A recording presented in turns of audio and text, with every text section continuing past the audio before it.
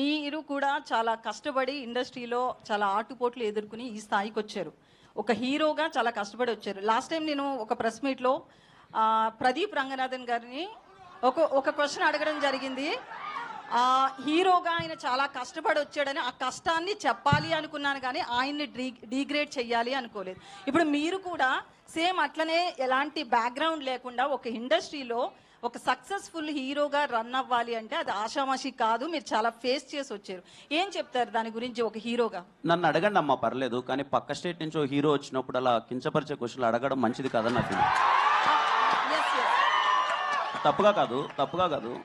నన్ను అడిగితే మీరు కానీ నేను కానీ మనం అవుతామ్మా. మీరు నన్ను ఒక మాట అన్నా పడతాను, నాకు ఏదైనా ఒక మాట చెప్పినా పడతాను. పక్క స్టేట్ నుంచి ఒక హీరో మన దగ్గరకు వచ్చినప్పుడు మీ లుక్స్ ఇలా ఉన్నాయి ఏంటి అని చెప్పి అలా కించపరచడం అయితే నాకే చాలా బాధగా అనిపించింది. విన్నారా కిరణ్ గారు? మీరు క్వశ్చన్ చాలా మంది కట్ చేసి పెడుతున్నారు, అది విన్నారా పూర్తిగా? చాలా మంది జర్నలిస్టులు కూడా ఒక పిఆర్ కంటెంట్ యాడ్ చేయడం కోసము జర్నలిస్టులో ఎంకరేజ్ చేసి ఏదో చేస్తున్నారు. ఓకే, అదంతా వేరే విషయం. అసలు క్వశ్చన్ పూర్తిగా విన్నారా? కట్ చేసిన క్వశ్చన్ విన్నారా? మీరు అన్నదమ్మా లేదు, నేను పూర్తిగా విన్నానమ్మా. అంటే నా ఉద్దేశం ఏం లేదు. విత్ రెస్పెక్ట్ యూ అండి, విత్ రెస్పెక్ట్ యూ నేను అడిగింది ఏంటంటే, నేను అన్నది ఏంటంటే, నిజంగా పక్క స్టేట్ నుంచి ఒక హీరో ఇక్కడికి వస్తున్నారు అంటే మన రెస్పెక్ట్. బాలీవుడ్ అని ఉండదండి. అతన్ని నేను ఏమడిగాను అంటే, మీకు సరే నేను ఒక విషయాన్ని అయితే అందరికీ చెప్పాలనుకుంటున్నారు. కిరణ్